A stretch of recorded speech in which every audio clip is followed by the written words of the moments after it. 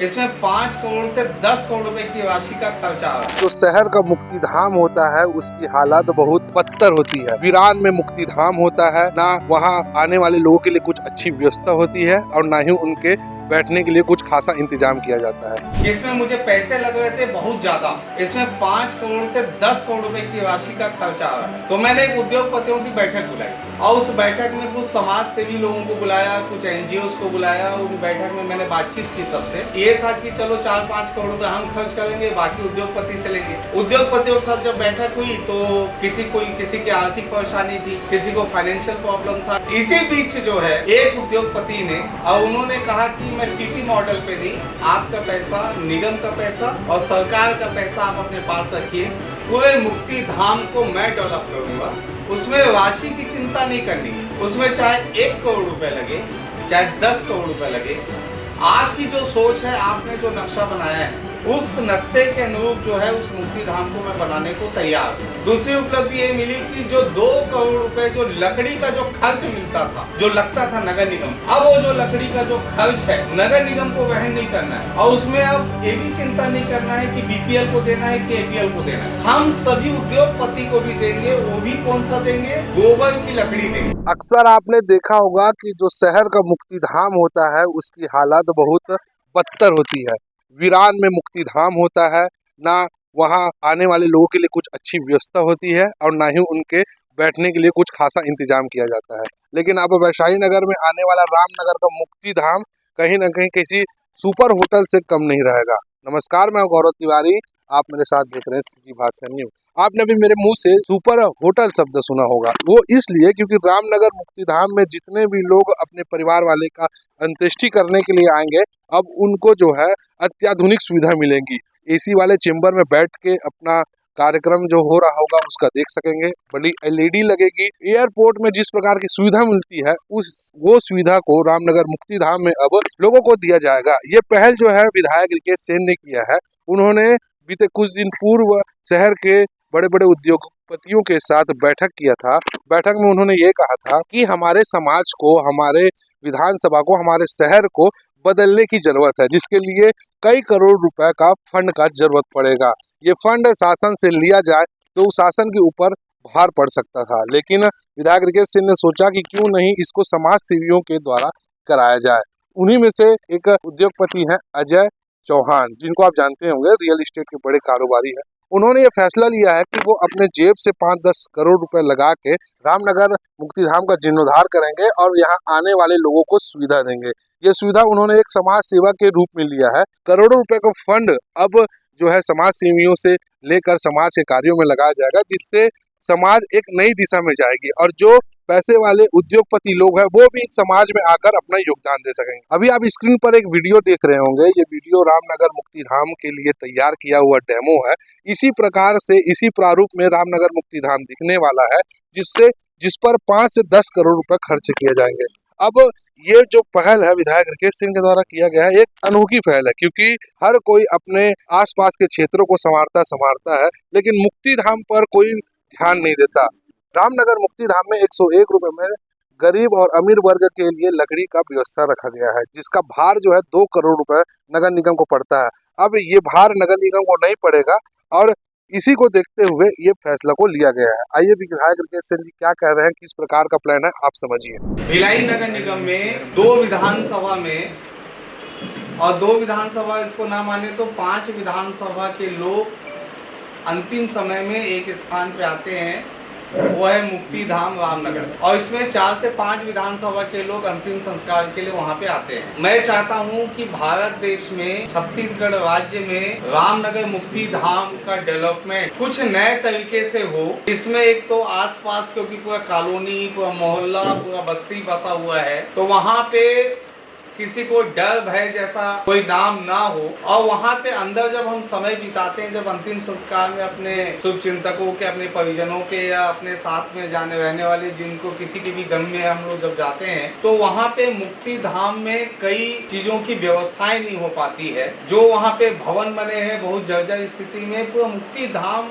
कई बार हमने करोड़ों रुपए खर्च किए, लेकिन उसमें किसी भी प्रकार का जो है एक डेवलपमेंट जो दिखना चाहिए वो डेवलपमेंट आज के समय में दिखता नहीं। दूसरा ये है कि नगर निगम भिलाई को हर साल 2 करोड़ रुपए का अधिक भार पड़ता है। हमने वहाँ पे जब मैं पार्षद था 2005 में, तो उस समय हमने एक योजना लाई जो कि पूरे भारत देश में पहला एक स्थान है। 101 रुपया में जो है अंतिम समय में हिंदू धर्म के लोगों को 101 रुपये में लकड़ी मिलता है, मुस्लिम समाज को पट्टा मिलता है, क्रिश्चियन समाज को ताबूत मिलता है।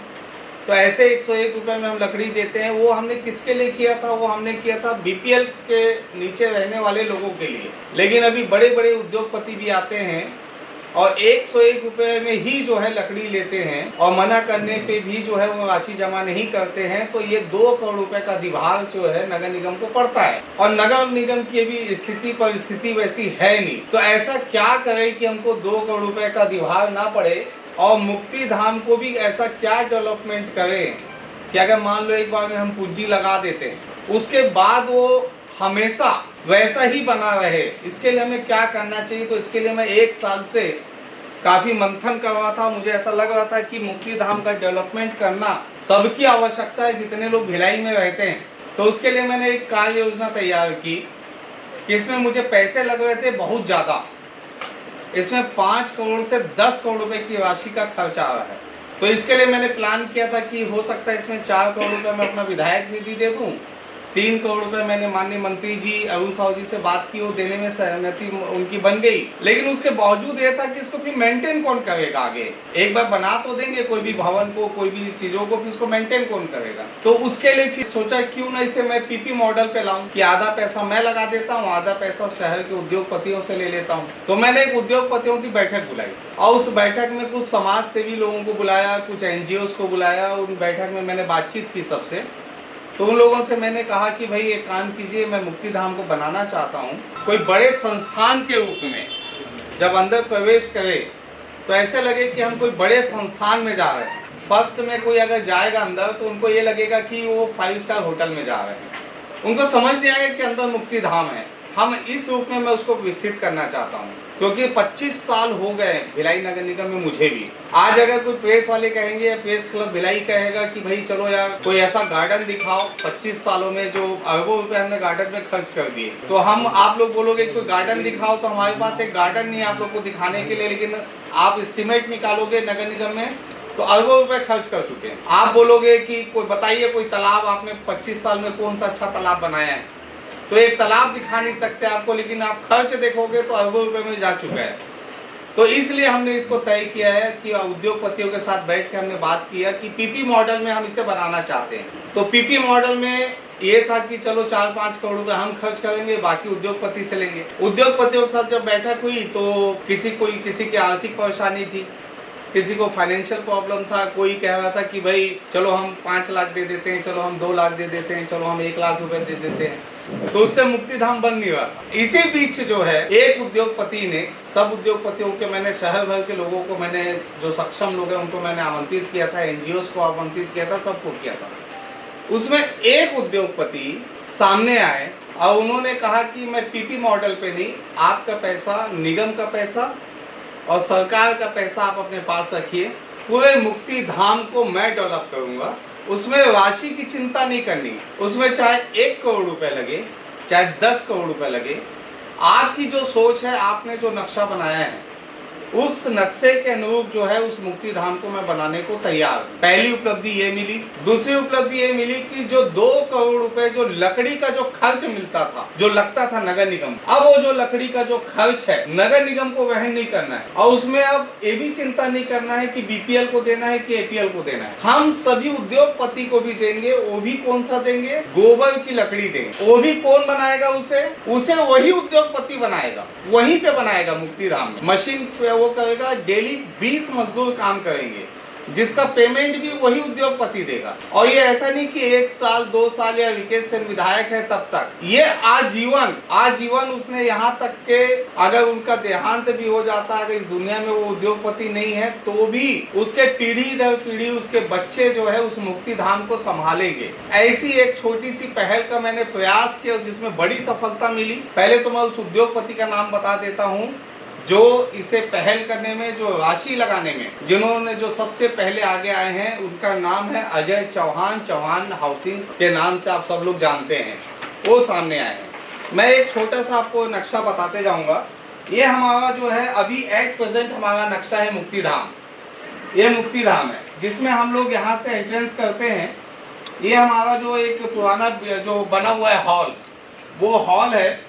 उसका जो एक मशीन रूम अपन ने लगाया है जिसमें अंतिम संस्कार के लिए जो छत बिछत जो लाश है, लवारिस लाश है, उसे मशीन के माध्यम से जो है अंतिम संस्कार करते हैं। ये गार्डन है जो बेकार स्थिति में पड़ा हुआ है। 4 शेड है जिसको आप लोग, जो लोग भिलाई में रहते हैं, वो बचपन से देखते आए कि ये 4 शेड पे ही जो है अंतिम संस्कार होता है। एक हॉल बना हुआ है मशीन रूम के बाजू में, ये अभी एट प्रेजेंट का ये है। अब देखिए बनने वाला क्या है। ये जो बनने वाला है इसमें ये मुक्ति धाम का मेन गेट है जहाँ से भी अपन लोग जाते हैं। अब ये जो हॉल है, ये जो देखिए एक बीच में गेट दिख रहा होगा आपको, ये जो बीच में गेट दिख रहा है, यहाँ से प्रार्थना सभा एक नया हॉल, उस पुराने हॉल को हम डिसमेंटल कर रहे हैं। और जो आप जिस में ऑफिस में बैठे हैं, ये ऑफिस 1% भी नहीं है उस प्रार्थना सभा के रूप में। जो इसकी हाइट है हॉल की जो वहाँ पे होने वाली है, वो 30 फीट है। अब इस हॉल का उपयोग क्या होने वाला है ये भी सुनिए। इसका उपयोग आसपास हमारे पास एक भी कोई भवन नहीं है। इस हॉल में किसी को पगड़ी रस्म करना है, किसी को 13वीं का कार्यक्रम करना है, कोई मृत्यु भोज कराना चाहता है, तो ये सभी जो है शाम को 5 बजे के बाद इस साइड से गेट खुल जाएगा। उसके बाद अपन आते हैं, अब ये जो जगह है, जो मेन गेट से अभी अपन जाते हैं, एंट्रेंस करते हैं, ये वो वाले जगह की साज सज्जा है। वहाँ पे एक मंदिर आप देखेंगे, जैसे मेन गेट से घुसते हैं अपन तो लेफ्ट हैंड पे एक मंदिर है जिसे उसे भी जो है अजय चौहान ने बनाया था। तो ये जो है ये वाला शेड का निर्माण है। ये जो है मेन प्रार्थना सभा का, जो मैं आपको भी बता रहा था सलाम जी, कि ये जो मेन अंदर अपन जाते हैं, पगड़ी रस्म और मृत्यु भोज और दसगाह के लिए जाएंगे, तो उस समय के लिए जो प्रार्थना सभा का ये अपन ने गेट बनाया है। इसकी जो साज सजावट है, जो लैंडस्केपिंग है, जैसे अंदर घुसते ही ये शिव जी की ऐसी मूर्ति रहेगी और उसके साथ ऐसी लैंडस्केपिंग का काम होगा। सजावट देखिए, जैसा आपको दिख रहा है वैसा ही सब दिखेगा, इसमें कोई आपको अंतर नहीं आएगा। अब जो मैं बात कर रहा था अंदर का कैसा होगा हॉल, ये अंदर का हॉल है, इसे देख लीजिए। ये अंदर का हॉल है। अंदर सीटिंग जो है एयरपोर्ट के में जैसे चेयर लगे रहते हैं, वैसी एयरपोर्ट के तर्ज पे ऐसी चेयर लगे रहेंगे, ऐसी झूमर लटका रहेगा, ऐसी पूरे पर्दे लटके रहेंगे, ऐसे पूरे ग्लास रहेगा। अंदर LED स्क्रीन रहेगा। जैसे हम लोग परेशान होते हैं, परेशान शब्द इसलिए बोल दिया क्योंकि हम लोग, कई लोग वहाँ पे अंतिम संस्कार में जब जाते हैं, ये सच है, कड़वा सच है कि सबको जल्दबाजी रहती जाने की कि कपाल क्रिया होगी कब। तो उसको आप LED स्क्रीन पे आप देख सकते हो कब वो कपाल क्रिया होने वाली है और कब हमको 5 लकड़ी डालने अंदर जाना है। तो आपको हॉल में, AC हॉल में बैठ के ही आप वहाँ पे स्क्रीन पे आपको अंतिम संस्कार का एक एक पल आपको देखने मिलेगा। ये इसको ड्रोन से लिया गया वो पार्ट है। ये दूसरा जिसकी मैं आपको अभी बात कर रहा था, वही एक किनारे में हमें मशीन जो है हमारी परचेस हो गई है, जो लकड़ी से, जो गोबर से जो लकड़ी वो करना है, कंडा नहीं, स्टिक बनेगा, लकड़ी बनेगा। अब इसको जो है कंडा के रूप है वो। इसमें अब एक चीज और है, नगर निगम को भी सिर्फ एक सहायता करना है। वो एक सहायता ये है कि गौठान से हमको जो है गोबर चाहिए। उद्योगपति का कहना है कि गोबर नहीं ला पाऊंगा, गोबर बस नगर निगम दे दे, बाकी सब चीज मैं करने को तैयार हूँ। जो हम लेबर टेंडर करते हैं हर साल वहाँ पे मुक्ति धाम में काम करने के लिए, मेंटेनेंस के लिए, सफाई के लिए, वो पूरा मेंटेनेंस, पूरे वर्कर 50 से ज़्यादा वहाँ जो काम करने वाले लोग हैं, हाउस कीपिंग के लोग, ये सारा जो है वो उद्योगपति करेगा, हमको कुछ नहीं करना है। तीसरा, 1 करोड़ लगे जो मेरा अनुमान है, जो ये मेरा प्रोजेक्ट फाइल है, इसका लागत कम से कम 5 करोड़ है और अधिक से अधिक 10 करोड़ है। इसका जो है, ठीक है। तो हमारा हिंग लगाना फिटकरी न राज्य शासन का हमारा कोई वो हो गया, कोई राशि नहीं है। नगर निगम जो है उस 2 करोड़ की ऋण से ऊपर हट गया, साज सज्जा हो गया, सारा विषय आप लोग के सामने है। एक छोटा सा प्रयास किया था जिसमें एक बड़ा उपलब्धि मिला है और मुक्ति धाम को अच्छा हम डेवलप करने जा रहे हैं। और उसमें जो 2 करोड़ रुपये हमको लकड़ी का अति भार पड़ता है नगर निगम भिलाई को, लकड़ी की भी व्यवस्था, गोबर के जो लकड़ी बनेंगे उसकी भी व्यवस्था जो है चौहान हाउसिंग लिमिटेड के द्वारा जो है उपलब्ध जो है अंतिम समय में यहाँ के नागरिकों के लिए कराएंगे। तो इसके लिए एक पहल हम लोगों ने की है और एक बड़ी पहल है। मुझे लगता है भारत देश में पहला ये मुक्ति धाम होगा जो ऐसा विकसित होगा।